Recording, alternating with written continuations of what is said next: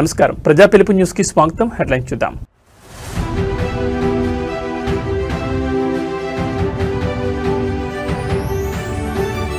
నేడు ఢిల్లీకి ముఖ్యమంత్రి రేవంత్ పార్టీ అగ్రనేతలతో సీఎం సమావేశం.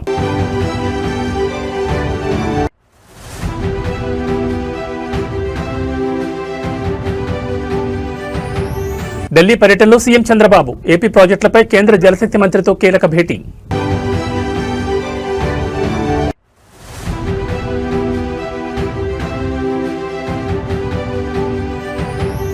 రేపీ తెలంగాణలో మున్సిపల్ ఎన్నికలు 3,000 మంది పోలీసులతో ఎన్నికల బందోబస్తు.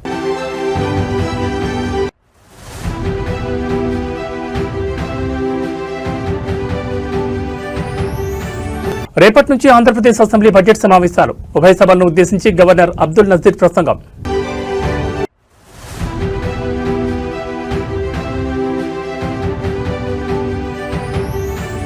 ఆక్రమణలపై హైడ్రా భారీ ఆపరేషన్. 700 కోట్ల ప్రభుత్వ భూమిని కాపాడిన హైడ్రా. ఇక వివరాలు చూస్తే తెలంగాణ ముఖ్యమంత్రి నేడు ఢిల్లీకి బయలుదేరి వెళ్లనున్నారు. ఈ రోజు మధ్యాహ్నం రేవంత్ రెడ్డి బయలుదేరే అవకాశం ఉంది. పార్టీ అగ్రనేతలతో రేవంత్ రెడ్డి సమావేశం కానున్నారు.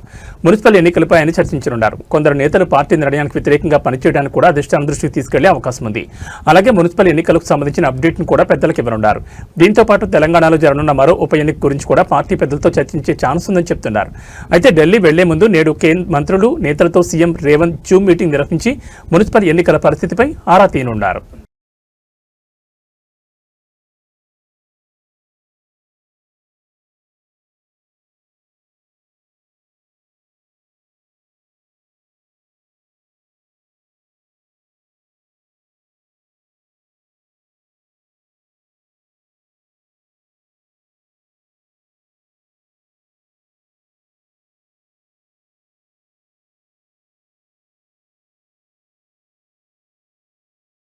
ఏపీ సీఎం చంద్రబాబు తన ఢిల్లీ పర్యటనలో భాగంగా రాష్ట్రానికి సంబంధించిన కీలక జలవనరుల అంశాలపై కేంద్ర ప్రభుత్వం దృష్టి సారించారు. కేంద్ర జలశక్తి శాఖ మంత్రి సిఆర్ పాటిల్తో ఆయన సమావేశమై రాష్ట్రంలోని పలు సాగునీటి ప్రాజెక్టులకు అనుమతులు, ఆర్థిక సాయం అందించాలని విజ్ఞప్తి చేశారు. రాష్ట్ర ప్రయోజనాలు, రైతుల భవిష్యత్, త్రాగునీటి భద్రతకు ఈ ప్రాజెక్టులు ఎంతో ముఖ్యమని ఆయన కేంద్ర మంత్రికి సవివరంగా తెలియజేశారు. భేటీలో ప్రధానంగా రాష్ట్ర జీవనాడైన పోలవరం ప్రాజెక్టుకు సంబంధించిన పలు అంశాలను ముఖ్యమంత్రి ప్రస్తావించారు. ప్రాజెక్టు పనులకు ఆటంకంగా ఉన్న స్టాఫ్ వర్క్ ఆర్డర్ను శాశ్వతంగా ఎత్తివేయాలని కోరారు. కుడి కారువుల సామర్థ్యం పెంపు కారణంగా పెరిగిన వ్యయాన్ని రీయింబర్స్మెంట్ చేయాలని కోరారు. అలాగే భూసేకరణ, పునరావాసం వంటి పనులు చేపట్టాల్సిన ఫేజ్ 2కు అదనంగా సుమారు 32,000 కోట్ల నిధులు అవసరమని, వాటిని వెంటనే మంజూరు చేయాలని విజ్ఞప్తి చేశారు.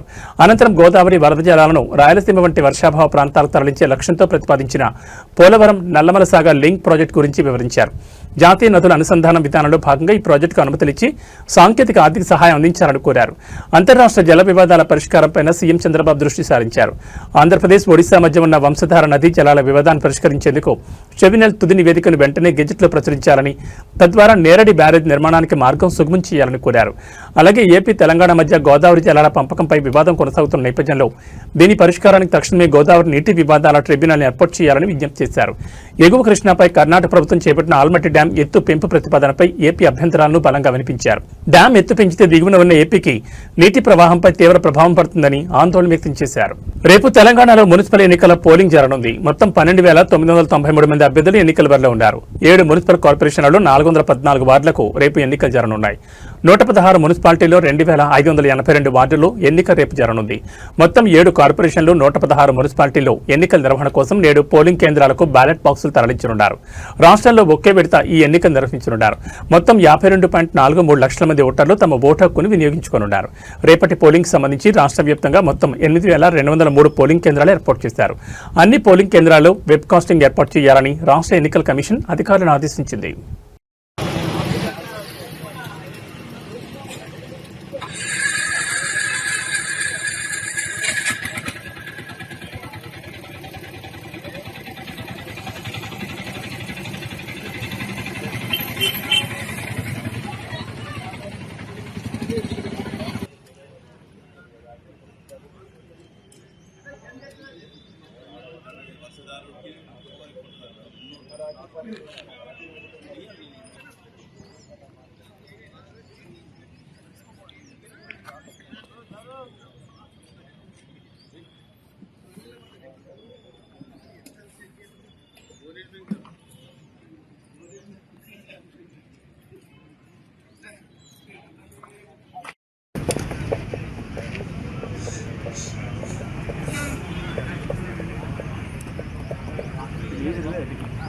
చేయలే 9 గంటల లైవ్ ఉందని వచ్చినాం.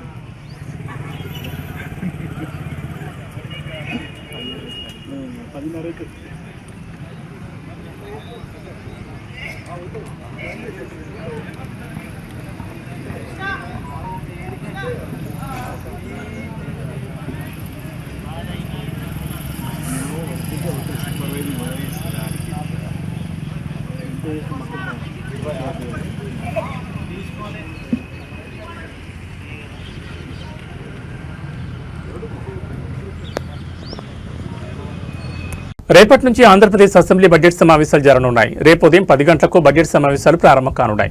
ఉభయ సభలను ఉద్దేశించి గవర్నర్ అబ్దుల్ నజీర్ ప్రసంగించనున్నారు. బడ్జెట్ సమావేశాలు ఎన్ని రోజులు నిర్వహించాలన్న దానిపై తర్వాత జరిగే బీఎస్సీ సమావేశంలో చర్చించి నిర్ణయం తీసుకోనున్నారు. ఈసారి భారీగా బడ్జెట్ను శాసనసభలో ప్రవేశపెట్టేందుకు అధికారులు ఇప్పటికే కసరత్తులు ప్రారంభించారు. ఈ సమావేశాల్లోనే వ్యవసాయ శాఖ బడ్జెట్ను కూడా సభలో ప్రవేశపెట్టనున్నారు. సభకు సంబంధించిన ఏర్పాట్లను శాసనసభ స్పీకర్ అయ్యన్న పాత్రుడు, శాసనమండలి చైర్మన్ మోషేన్ రాజులు సమీక్ష జరిపారు. అసెంబ్లీ సమావేశాల సందర్భంగా భారీ పోలీస్ బందోబస్తు ఏర్పాటు చేశారు. ఎలాంటి ఆందోళనలకు నిరసనలకు అనుమతి లేదని తెలిపారు.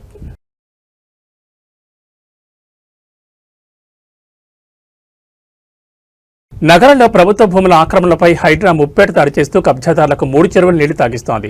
తాజాగా కొండాపూర్, మదీనాగూడ పరిధిలో కబ్జా గురైన సుమారు 700 కోట్ల విలువైన ప్రభుత్వ భూమిని అధికారులు స్వాధీనం చేసుకున్నారు. శేర్లింగంపల్లి మున్సిపల్ కార్యాలయం నుంచి మదీనాగూడ వెళ్లే మార్గంలో ఉన్న జంగమునికుంట అనే స్థానిక కుంట భూమిపై కబ్జాదారుల కన్నుపడింది. సుమారు 4 ఎకరాల విస్తీర్ణంలో ఉన్న ఈ కుంటను అక్రమార్కులు మట్టితో పూడ్చివేసి ఏకంగా చదును చేశారు. అనంతరం అదే భూమిని ఫ్లాట్లుగా విభజించి విక్రయించడానికి అన్ని ఏర్పాట్లు పూర్తి చేశారు. ఈ అక్రమ కబ్జాపై స్థానికుల నుంచి పెద్ద ఎత్తున ఫిర్యాదులు రావడంతో హైడ్రా అధికారులు రంగంలోకి దిగారు. క్షేత్రస్థాయిలో విచారణ చేపట్టిన అధికారులు అది ప్రభుత్వ కుంట భూమి అని నిర్ధారించుకున్నారు. వెంటనే ఆపరేషన్ చేపట్టి ఆక్రమణను తొలగించి కుంట చుట్టూ రక్షణగా ఫెన్సింగ్ ఏర్పాటు చేశారు. అనంతరం కబ్జాదారులపై రెవెన్యూ అధికారులు పోలీసులకు ఫిర్యాదు చేయగా క్రిమినల్ కేసులు నమోదు చేసి దర్యాప్తును వేగవంతం చేశారు.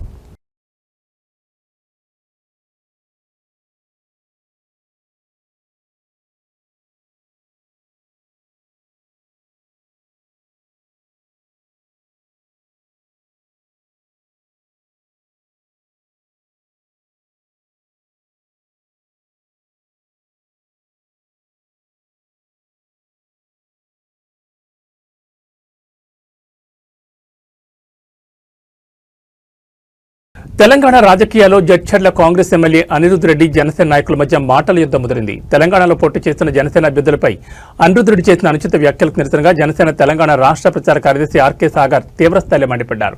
ఈ మేరకు ఇవాళ ఆయన ఒక వీడియోను విడుదల చేశారు. ఈ సందర్భంగా సాగర్ మాట్లాడుతూ ఇటలీలో పుట్టిన సోనియా గాంధీ నాయకత్వంలో పనిచేస్తున్న మీకు తెలంగాణ బిడ్డలను ప్రశ్నించే నైతిక హక్కు ఎక్కడిది అని ఘాటుగా ప్రశ్నించారు. తెలంగాణ మట్టిలో పుట్టి ఇక్కడి ప్రజల కోసం పోటీ చేస్తున్న జనసేన అభ్యర్థుల గురించి మాట్లాడేటప్పుడు మతిస్థిమితం ఉండాలని హితో పలికారు. జనసేన అధినేత పవన్ కళ్యాణ్ వ్యక్తిత్వం, రాజకీయ పోరాటం గురించి మాట్లాడే స్థాయి అనిరుద్ రెడ్డికి లేదని సాగర్ స్పష్టం చేశారు. అసలు అనిరుద్ రెడ్డి ఎమ్మెల్యేగా ఎలా గెలిచారో నియోజకవర్గ ప్రజలకే అర్థం కావడం లేదన్నారు. ప్రజల కష్టం వస్తే ఆదుకునే గుణం పవన్ కళ్యాణ్ దని కామెంట్ చేశారు. ఎమ్మెల్యేగా గెలిచిన అనిరుద్ రెడ్డి తన జీవితంలో ఎప్పుడైనా సొంత డబ్బులతో ఒక్క పెద్దవాడికైనా సాయం చేశారని సాగర్ నిలదీశారు. అనిరుద్ రెడ్డి తన నోటును అదుపులో పెట్టుకోకపోతే తెలంగాణ ప్రజలు, జన సైనికులు తగిన రీతిలో బుద్ధి చెప్తారని హెచ్చరించారు. ప్రజా సమస్యలపై పోరాటం చేతకాని వారు ఇలాంటి పిచ్చి వ్యాఖ్యలు చేస్తూ పబ్బం గడుపుకుంటున్నారని సాగర్ తీవ్రస్థాయిలో విమర్శించారు. ఈరోజు అనిరుద్ రెడ్డి కాంగ్రెస్ పార్టీ శాసనసభ్యుడు మతిస్థిమితం లేకుండా పిచ్చి పిచ్చిగా మాట్లాడుతున్నాడు. ఈయన శాసనసభ్యుడు అన్నాడు కూడా నాకు మనసు రావట్లేదు. అసలు ఈయన ఎమ్మెల్యే ఎలా అయ్యారో కూడా అర్థం కావట్లేదు. తెలంగాణలో పుట్టి, తెలంగాణలో పెరిగి, తెలంగాణలో పోటీ చేసే అభ్యర్థుల గురించి ఈయన పిచ్చి పిచ్చిగా మాట్లాడుతున్నారు. సిగ్గుండాలా? అసలు మీకు సిగ్గుందా? ఎక్కడో ఇటలీ కాంగ్రెస్ పార్టీ అధ్యక్షురాలు సోనియా గాంధీ గారి అధ్యక్షతన మీరు పోటీ చేస్తున్నారు. మీకు సిగ్గుందా? ఒకసారి ఆలోచించుకోండి. మీకు రాజ్యాంగ విలువలు, ప్రజాస్వామ్యం తెలియకుండానే ఎమ్మెల్యే అయిపోయారు. ఎవరు ఎక్కడి నుంచి అయినా పోటీ చేయొచ్చు, ఆ మాత్రం తెలియకుండా ఎమ్మెల్యే అయిపోయారు. మేము తెలంగాణలో 336 మందికి, బడుగు బలహీన వర్గాలు, అతి సామాన్యులకి, పోరాట స్ఫూర్తి ఉన్న వాళ్ళకి, హక్కుల కోసం పోరాడే వాళ్ళకి టికెట్లు ఇచ్చాం. మీరు ఎలాంటి వాళ్ళకి ఇచ్చారో మీకే తెలుసు. ఆర్థికంగా లేకపోయినా గుండె ధైర్యంతో పోరాడుతున్నారు జనసేన కార్యకర్తలు. ఇక్కడ పవన్ కళ్యాణ్ గురించి మాట్లాడే అర్హత నీకుందా? నీ జీవితంలో ఎప్పుడైనా నీ స్వంత మనీ తీసి నీ నియోజకవర్గ ప్రజలకు ఇచ్చావా? పవన్ కళ్యాణ్ గారు పదవిలో ఉన్నా లేకపోయినా సరే ఆయన స్వంత మనిని కుటుంబాన్ని పక్కన పెట్టి సరి అందరికీ తన స్వంత కష్టాజితాన్ని పనిచేశారు ఎప్పుడో. అలాంటి ఆయన పట్టుకొని పిచ్చి పిచ్చి మాటల యాక్టరు ప్యాకేజు, ఒక దేశ ప్రధానమంత్రిని పట్టుకొని పిచ్చి పిచ్చి మాటల నువ్వేమేమిలాగా నీకేదైతే ప్రజలు ఓటేసి గెలిపించారో వాళ్ళ అభివృద్ధి కోసం వాళ్ళ సంక్షేమం కోసం పాటుపడు. అంతేగాని ఇలా పిచ్చి పిచ్చి మాటలు మాట్లాడి ఈ ఎమ్మెల్యేకి పదవికి ఉన్న గౌరవాన్ని తగ్గించరు. నీ వల్ల మిగతా ఎమ్మెల్యే కూడా చెడ్డ పేరు వస్తుంది. ఇక్కడ నుంచి ఇలాంటి మాటలు మాట్లాడితే ఇతర పార్టీలు కాదు నీ పార్టీ వాళ్ళే హర్షించారు. గుర్తుపెట్టుకో మిస్టర్ అనిరుద్ధ్ రెడ్డి, నీ కార్యకర్తలు వచ్చి కొట్టేస్తారు ఇంట్లో నిన్ను. మాజీ మంత్రి అంబటి రాంబాబు క్వాష్ పిటిషన్పై నేడు ఆంధ్రప్రదేశ్ హైకోర్టులో విచారణ జరగనుంది. నగరంపాలెం పోలీసులు నమోదు చేసిన కేసును క్వాష్ చేయాలని అంబటి రాంబాబు పిటిషన్ వేశారు. ఈ కేసులో అంబటి రాంబాబు నిందితుడిగా ఉన్నారు. ఆంధ్రప్రదేశ్ ముఖ్యమంత్రి చంద్రబాబు దూషించిన కేసులో అంబటి రాంబాబుకు బెయిల్ లభించింది.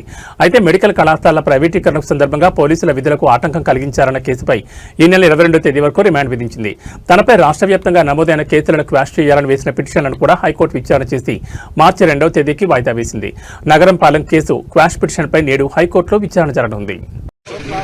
ఎక్స్క్లూజివ్ గా నేను చూపిస్తున్నాను. అంబటి రాంబాబు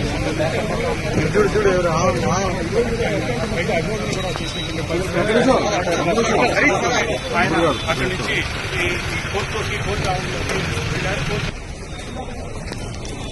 సార్ ఇటు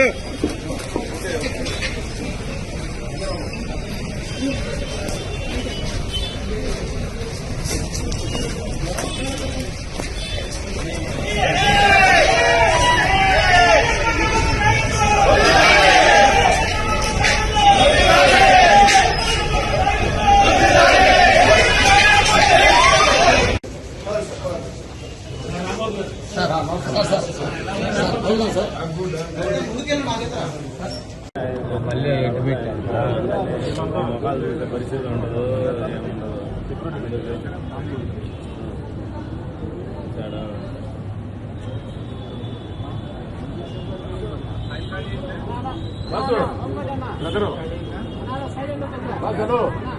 సార్ మీరు కొంచెం అర్థం మాకు సైడ్ ఇవ్వండి.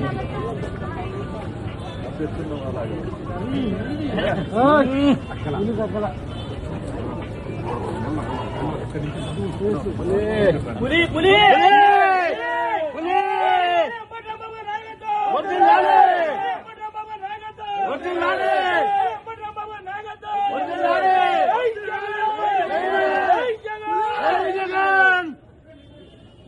జంట హత్యల కేసులో అభియోగాలు ఎదుర్కొంటున్న వైసీపీ నేత మాచర్ల మాజీ ఎమ్మెల్యే పిన్నెల్లి రామకృష్ణారెడ్డితో పాటు ఆయన సోదరుడు పిన్నెల్లి వెంకట్రామరెడ్డికి గురజాల కోర్టులో పోరాట లభించింది. వారు దాఖలు చేసిన బెయిల్ పిటిషన్ను న్యాయస్థానం తిరస్కరించింది. పల్నాడు జిల్లా వెల్దుర్తి మండలం గొండ్లపాడు గ్రామంలో గత ఏడాది మే 24న టీడీపీ నేతలు జీవిశెట్టి వెంకటేశ్వర్లు, జీవిశెట్టి కోటేశ్వరరావుల జంట హత్యల కేసులో పిన్నెల్లి రామకృష్ణారెడ్డి, వెంకట్రామరెడ్డి, వెంకటరెడ్డి నిందితులుగా ఉన్నారు. ఈ కేసులో పిన్నెల్లి వెంకటరెడ్డి గత ఏడాది డిసెంబర్ 1న, రామకృష్ణారెడ్డి, వెంకట్రామరెడ్డి డిసెంబర్ 11న మాచర్ల జూనియర్ సివిల్ జడ్జి కోర్టులో లొంగిపోయారు. అప్పటి నుంచి వీరు జైల్లో రిమాండ్ ఖైదీలుగా ఉన్నారు. వీరు బెయిల్ కోసం దాఖలు చేసిన పిటిషన్పై నిన్న గురజాల్లోని 10వ అదనపు జిల్లా న్యాయస్థానంలో వాదనలు జరిగాయి. వాదనల అనంతరం న్యాయాధికారి జి ప్రియదర్శిని బెయిల్ పిటిషన్ కొట్టేస్తూ ఉత్తర్వులు ఇచ్చారు.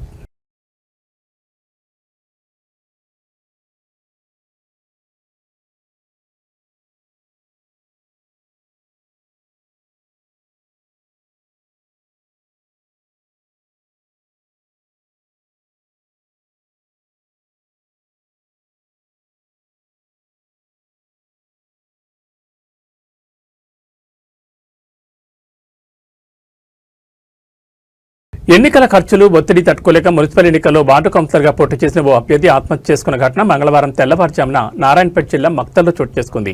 ఇందుకు సంబంధించి స్థానికులు తెలిపిన వివరాల ప్రకారం మక్తల్ మున్సిపాలిటీ 6వ వార్డు ఎస్టీలకు రిజర్వ్ కావడంతో ప్రధాన పార్టీలు ముగ్గురు సొంత అన్నదమ్ములనే రంగంలోకి దించాయి. ఇందులో భారతీయ జనతా పార్టీ నుండి మహాదేవ్, కాంగ్రెస్ నుంచి అతడి అన్న పోటీలో ఉండగా బీఆర్ఎస్ నుంచి పోటీ చేసిన వారి తమ్ముడు నామినేషన్ ఉపసంహరణ రోజున పోటీ నుంచి తప్పుకున్నాడు. పోటీలో ఉన్న ఇద్దరు అన్నదమ్ములు ముమ్మరంగా ప్రచారం నిర్వహించారు. అయితే నిన్నటి నుంచి డబ్బు, మద్యం పంపిణీ జరుగుతుండటంతో 6వ వార్డులను పంపిణీ చేయాలని పార్టీ శ్రేణులు కోరినట్లుగా సమాచారం. తాను ₹1,00,000 మాత్రమే ఖర్చు చేయగలను, మిగతాది తన వల్ల కాదని సోమవారం పార్టీ శ్రేణులకు ఆయన తేల్చి చెప్పినట్టుగా తెలుస్తోంది. ఈ క్రమంలో ఒత్తిడికి గురైన మహదేవప్ప మంగళవారం తెల్లవారుజామున తన ఇంట్లో ఉరివేసుకుని మృతి చెందారు. మహదేవప్ప ప్రధాన రాజకీయ పార్టీకి చెందిన అభ్యర్థి కావడంతో ఆ వార్డులో ఎన్నిక వాయిదా పడే అవకాశం ఉంది.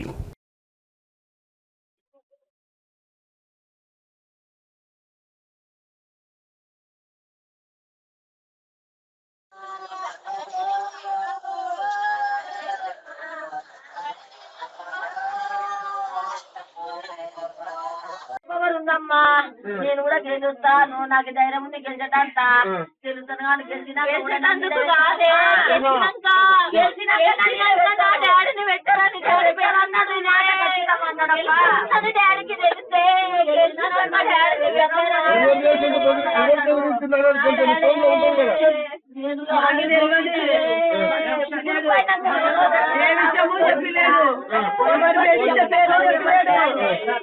భయం అవుతుందని పెట్టాను. మా ఇల్లు అన్నాడు, నువ్వేం భయపడకు, మేమున్నాము, మోసుకుంటామని నలుగురు అన్నారు చెప్పిండు. హైదరాబాద్లోని రాజేంద్ర నగర్ పోలీస్ స్టేషన్ పరిధిలో గల ఉప్పర్పల్లిలో భారీ అగ్ని ప్రమాదం చోటు చేసుకుంది. స్థానిక మారుతి సుజుకి సర్వీస్ సెంటర్లో అకస్మాత్తుగా మంటలు చెలరేగడంతో ఆ ప్రాంతంలో ఒక్కసారిగా కలకలం రేగింది. దట్టమైన పొగలు అలముకోవడంతో స్థానికులు భయాందోళనకు గురయ్యారు. ప్రమాదం జరిగిన వెంటనే అప్రమత్తమైన స్థానికులు అగ్నిమాపక సిబ్బందికి సమాచారం అందించారు. ఘటనా స్థలానికి చేరుకున్న ఫైర్ ఇంజన్లు శ్రమించి మంటలను అదుపులోకి తీసుకొచ్చాయి. సకాలంలో స్పందించడంతో మంటలు పక్కనే ఉన్న ఇతర భవనాలకు వ్యాపించకుండా అంటుకోగలిగారు. ఈ ప్రమాదంలో పలు కార్లు పూర్తిగా దగ్ధమయ్యాయి. ఈ ఘటనపై కాలనీ వాసులు తీవ్ర నిరసన వ్యక్తం చేస్తున్నారు. సర్వీసింగ్ సెంటర్ నిర్వాహకుల నిర్లక్ష్యం వల్లే ఈ ప్రమాదం జరిగిందని వారు ఆరోపిస్తున్నారు. నివాస ప్రాంతాల మధ్య సరైన భద్రతా ప్రమాణాలు పాటించకుండా ఇలాంటి కేంద్రాలు నిర్వహించడం వల్ల తమ ప్రాణాలకు ముప్పు పొంచి ఉందని స్థానికులు ఆవేదన వ్యక్తం చేశారు. మరోవైపు ఈ ప్రమాదంపై సర్వీసింగ్ సెంటర్ యజమానులు భిన్నమైన వాదనలు వినిపిస్తున్నారు. ఇది ప్రమాదవశాత్తు జరిగింది కాదని, ఎవరో కావాలనే తమ సెంటర్కు నిప్పంటించారని వారు అనుమానం వ్యక్తం చేస్తున్నారు. తమ వ్యాపారాన్ని దెబ్బతీసేందుకే ఈ దుశ్చర్యకు పాల్పడి ఉండొచ్చని వారు పోలీసులకు ఫిర్యాదు చేశారు.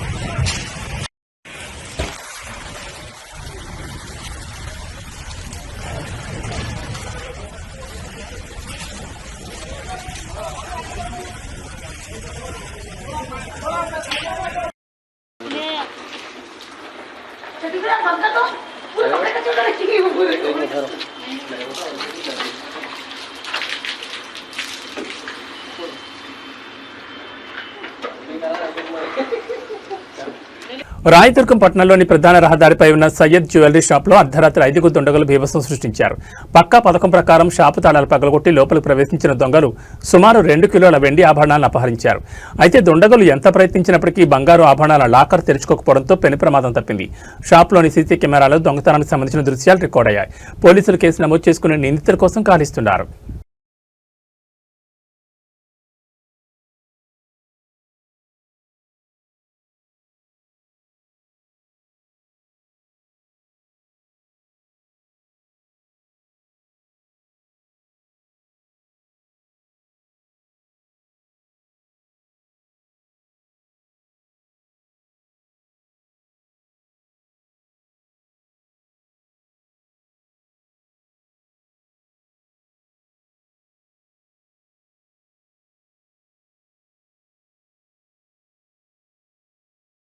శ్రీశైలం పుణ్యక్షేత్రంలో సోమవారం ఉద్రిక్త పరిస్థితి నెలకొంది. క్యూలైన్లలో ఉన్న భక్తులు, శివస్వాములు అధికారుల తీరుపై తీవ్ర ఆగ్రహం వ్యక్తం చేశారు.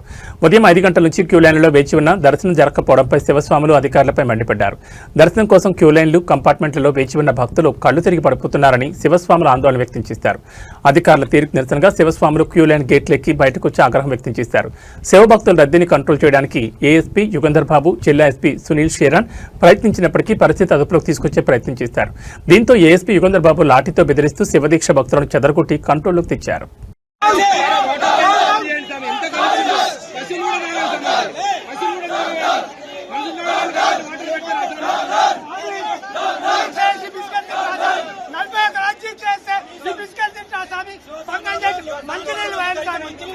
బతుకులు వెనకపోతుంది మంచిగా వేయండి నీళ్ళు లేవు బిస్కెట్ ఎవరు తింటారు బిస్కెట్ అయితే ప్రతి చోట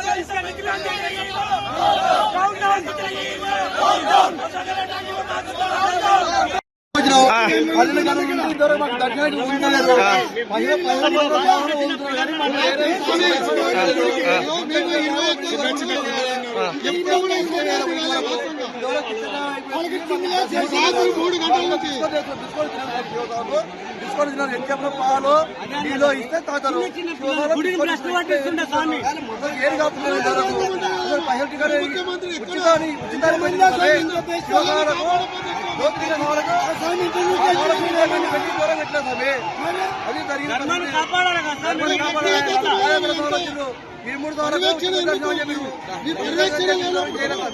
మీ పర్యవేక్షణ లేనప్పుడు మీ పాలక మండలి ఎందుకు ఏం చేస్తున్నారు? మీ పాలక మండలి ఎందుకోసం ఉంటుంది? వచ్చే భక్తులకు ఎవరికి ఇబ్బంది కలగకుండా పాలక మండలి, ఆ పాలక మండలికి చేతగాలప్పుడు ప్రభుత్వం ఆధీనం తీసుకున్నాం మనం. గాజులు వేసుకొని కూర్చోమని స్వామి, ఏంది స్వామి భక్తులు ఎందుకోసం వస్తారు? ఇంత ఇబ్బంది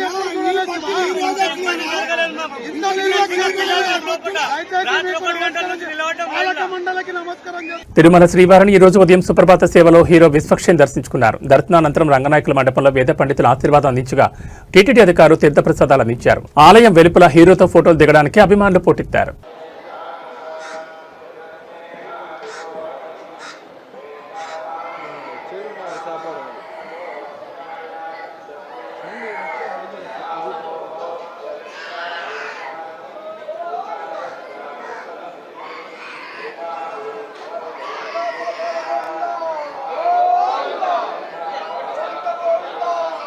సైడ్ రా కొద్దిగా.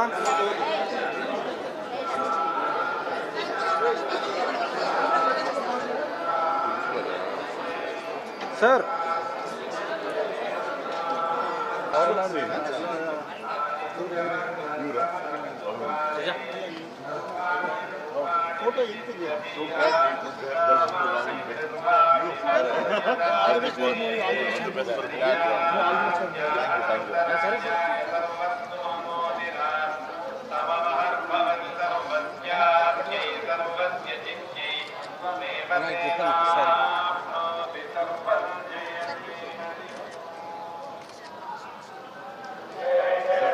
Temple shot photos sir.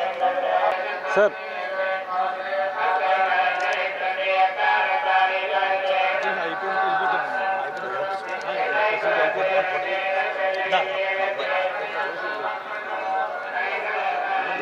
Phone తీసుకున్నా ఫోన్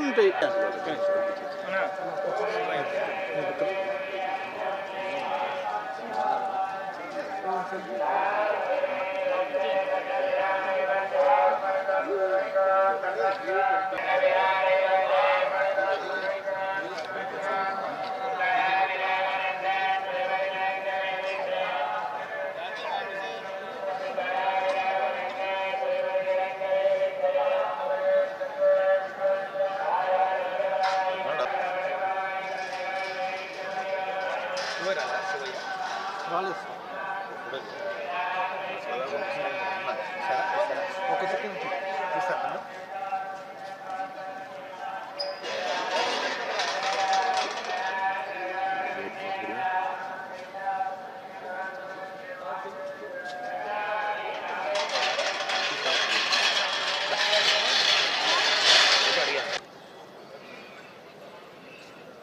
వచ్చిన కారు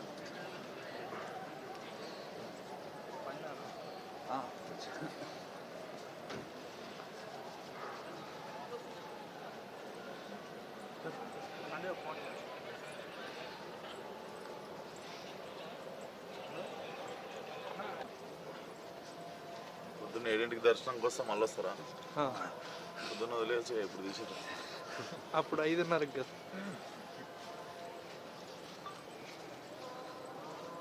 సేమ్ డ్రెస్ వేసుకొస్తా మళ్ళీ అంటే అప్పుడు మేము ఉన్నాం, ఇంకోరు ఉంటారు. ఇంకా ఫుల్గా ఉంటుంది సార్ వాళ్ళు. పొద్దున్న మళ్ళీ దర్శనం సార్ దగ్గర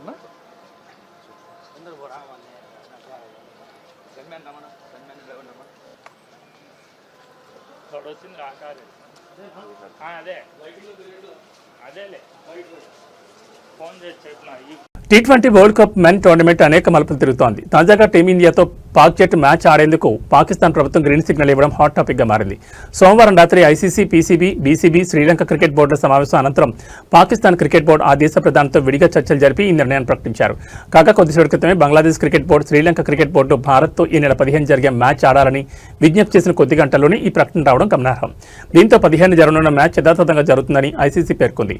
కాగా దాయాద్ దేశాల మధ్య పోరుపై ప్రపంచవ్యాప్తంగా ఉన్న క్రికెట్ ప్రేమికులు ఆసక్తిగా టీవీలకు అతుక్కుపోయి మ్యాచ్ తిలకించనున్నారు. అయితే భారత్లో తాము మ్యాచ్లు ఆడబోమని, వేదికలు మార్చాలని బంగ్లా క్రికెట్ బోర్డు ఐసీసీని కోరగా అందుకు ఐసీసీ తిరస్కరించింది. దీంతో తాము T20 వరల్డ్ కప్ లో పాల్గొనలేదని ప్రకటించింది. అయితే తాము బంగ్లాదేశ్ కు మద్దతిస్తున్నామని, తాము కూడా భారత్తో జరిగే మ్యాచ్లు ఆడబోమని పాక్ క్రికెట్ బోర్డు పేర్కొంది. అందుకు అనుగుణంగానే ఇటీవల భారత్ పాక్ మ్యాచ్ ను పాక్ బాయ్కాట్ చేసింది.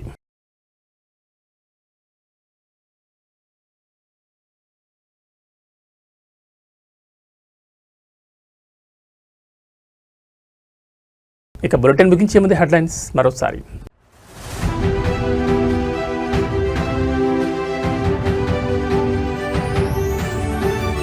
నేడు ఢిల్లీకి ముఖ్యమంత్రి రేవంత్ పార్టీ అగ్రనేతలతో సీఎం సమావేశం.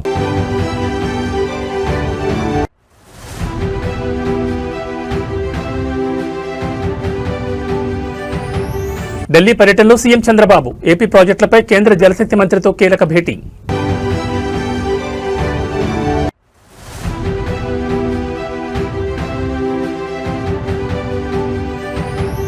రేపీ తెలంగాణలో మున్సిపల్ ఎన్నికలు, 3000 మంది పోలీసులతో ఎన్నికల బందోబస్తు.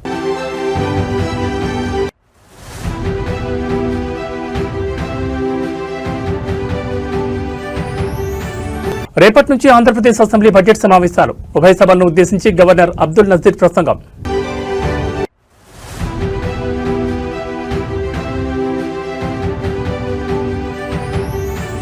ఆక్రమణలపై హైడ్రా భారీ ఆపరేషన్, 700 కోట్ల ప్రభుత్వ భూమిని కాపాడిన హైడ్రా. ఇవి బులెటిన్ విశేషాలు. మరో బులెటిన్లో మళ్ళీ కలుసుకుందాం. నమస్కారం.